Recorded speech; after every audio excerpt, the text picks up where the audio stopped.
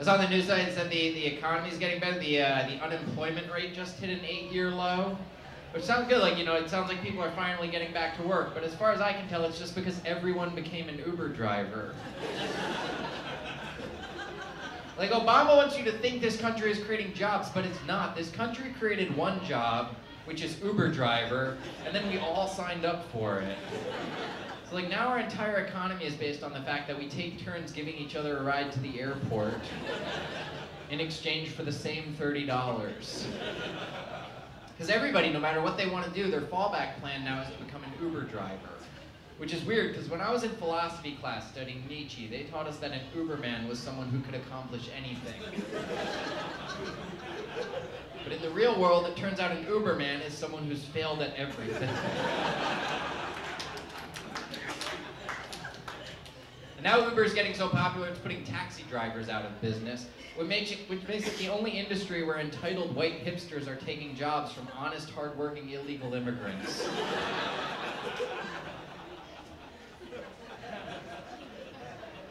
I was driving the other day, I saw a pro-life bumper sticker. It said, "Babies get hiccups even before they're born." Which is true, and I do not support abortion, but I bet a visit to the clinic would scare those hiccups away.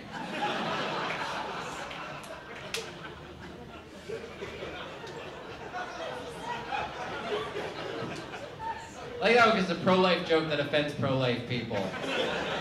Just alienates everybody. No, but I am pro-life because I'm pretty religious and conservative. Like, I know religion is on the decline in this country, but I hear stories all the time that reaffirm my faith in God.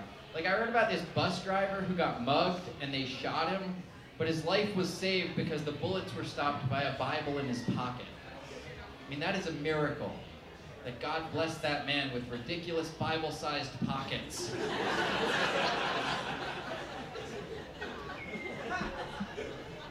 My pockets are barely big enough for my wallet.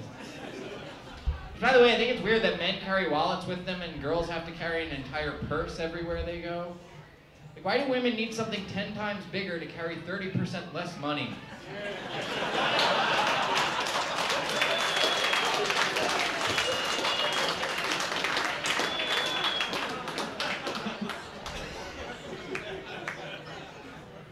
Relax, it's a joke. The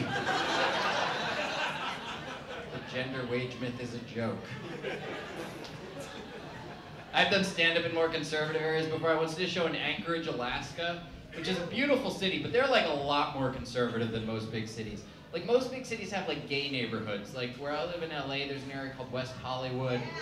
In New York, they have an area called Chelsea. Chicago has Boys Town. San Francisco has San Francisco. But Anchorage isn't like that. Like the gay area of Anchorage is just called Steve's house. And Steve is saving up to move to San Francisco. I like traveling around the country, but there are some trips I would not take. Like, have you guys heard of the Mars One project? This is real. There's a private company that's planning to send people to Mars, and anyone is allowed to sign up for it. And their plan is they're going to narrow it down to 5 people, put them on a spaceship the size of a van, and send it to Mars. And because it's so far away, it's going to take them over a year of traveling through space before they get there. And they're just going to land on the planet and stay there till they die. And they got 100,000 people who signed up to do this. Which sounds crazy to me. Like, I couldn't stand a 2-year trip to Mars. I can't even stand 30 seconds to Mars. Some of you like that, and some of you are wondering if that's the only punchline to that whole setup. It is. No, I'm kidding. No, I saw the news that because there was people from all over the world that were signing up for this Mars mission, there were Islamic leaders in the Middle East who heard about it, and they decided that leaving the Earth forever is against the Islamic faith, so they're telling Muslims not to travel to Mars. Which ironically makes Mars the safest place you can travel right now.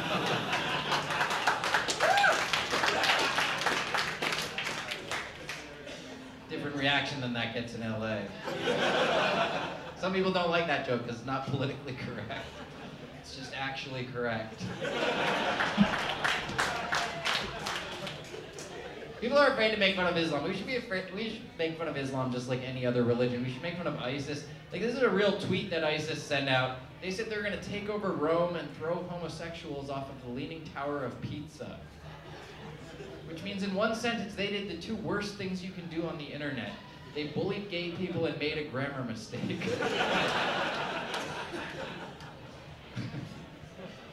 I think the Republicans, in this election, have some good plans to take on ISIS, but you don't hear much about that because the media always just calls Republicans bigots. Like every election cycle, that's what happens. Like it doesn't even make sense anymore. Like how can they still say Republicans are racist when one of our most popular candidates is African American? And how can they still say Republicans are sexist when one of our most popular candidates is a woman? How can they still say Republicans hate immigrants when two of our most popular candidates were raised by immigrants? It's just unfortunate that our most popular candidate is a racist sexist who hates immigrants.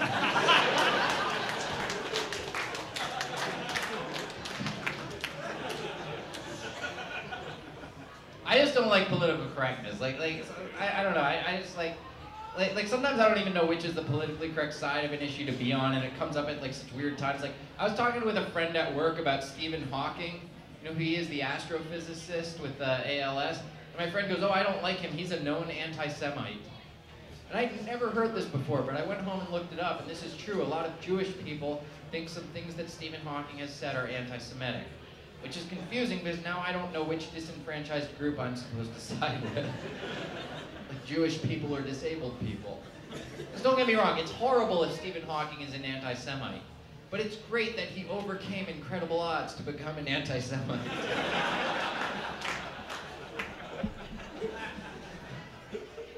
Like liberals love, they always call conservative people bigots, but then they wind up saying bigoted stuff themselves. This is true. Senator Harry Reid once said the reason Obama got elected is because he doesn't speak in a Negro dialect, which I just found offensive and confusing because my black friends are very intelligent and articulate. As far as I can tell, a Negro dialect is just plain old regular English, spoken loudly during a movie.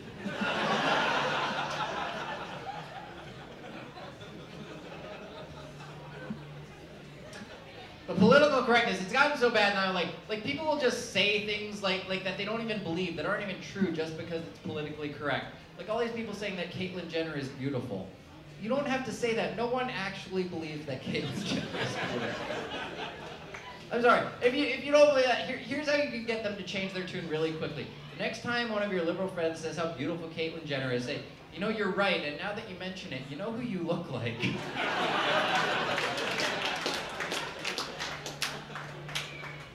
The only reason Caitlyn Jenner looks better than Bruce Jenner is because a woman's body is always more attractive than a man's body. If you don't believe that, just look at the sexy outfits people wear. The sexiest thing a woman can wear is lingerie, which is basically nothing at all. The sexiest thing a man can wear is a three-piece suit. Just layers and layers of material covering every inch of his horrible body. And then just to be safe, it's literally tied around his neck to make sure it doesn't fall off. You know, I don't like political correctness, but then I don't think people should go out of their way to say offensive things. I have a Republican friend who still says very stereotypical things about gay people. I'll try to correct him. You know, he'll be like, oh, gay people don't even want to get married. They just have open relationships anyway, and they go to bad houses and have anonymous sex, and they spread disease and they do drugs. I'm like, you're being ridiculous. That's not what gay people do. And he's like, no, Adam, I'm gay. I promise you, that's what we do.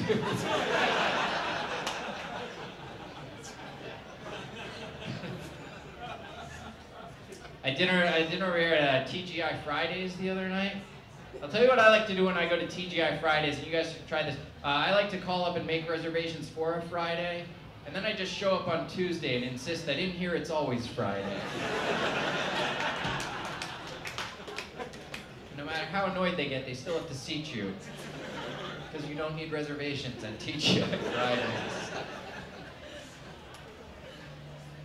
I used to eat at Applebee's. I don't eat at Applebee's anymore. They basically got to the point where they're just naming their food after the type of diarrhea it causes. Yes, I will start with the sliders and the poppers. Then I will have the mudslide. Finally, the chocolate meltdown. No, make it the fudge shooter. I promise you are all real Applebee's items. I know people like that joke, because one time I got an email from some guy. I never met this guy before. He just saw me at a show and then looked my email address up on the internet. It just said, I'm at Dairy Queen right now and they have a brownie explosion. It made me think of you.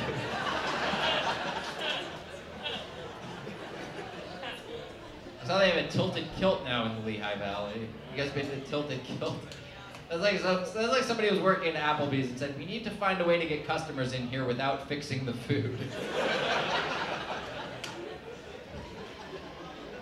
I heard a study that said Americans nowadays get more excited about eating than they do about having sex.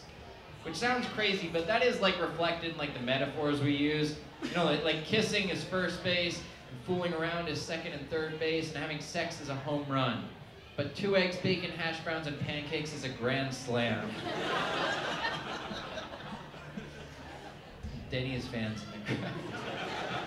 I asked a friend to go, I was talking to a friend the other night, I asked him if he wanted to meet me at Denny's for dinner, and he goes, no, I haven't showered all day and I smell bad. I was like, have you been to Denny's before? Never stopped anyone from going. I think that's how you get hired there.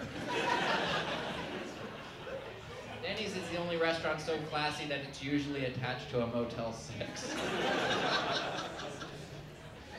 When I'm on the road, I try to travel cheap, so I stay at Motel 6 a lot. But then, like, some nights I'm in the mood for something a little cleaner and classier, and I'll just sleep in the car. I don't mind staying at, like, a different hotel every night when I'm on the road, but then I have to figure out how a different shower works every morning, which always makes me feel like I'm like a lab rat in some sort of cruel experiment. So I'm just, like, standing there scared and naked in front of a bunch of levers and knobs. I know that one of them will punish me with hot water, and one of them will punish me with cold water. If I find the right combination, I'll be rewarded with warm water. And the whole experiment is being timed, because if you don't figure it out by 9 a.m., they take away breakfast and you don't get any cheese.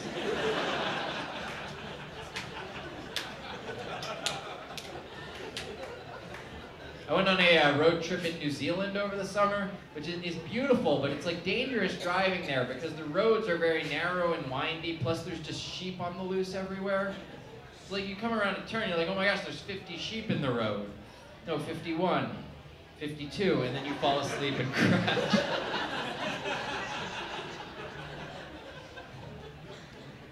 When I got back to LA, I got in an argument with a homeless person as I was leaving the airport. I was leaving the airport and this guy was sitting on the sidewalk and he goes, hey buddy, you got the time? And I said, no, I'm sorry, I don't. And I kept walking. And he goes, what do you mean, asshole? You're wearing a watch.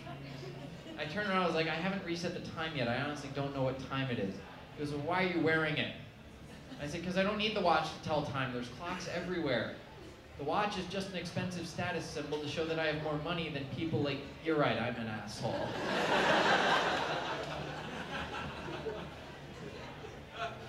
A lot of people worry about the economy. I don't worry about the economy too much because when Barack Obama got elected, I stocked up on those Barack Obama commemorative coins that they were selling. And as any collector will tell you, a coin is worth a lot more when there's an obvious mistake on it.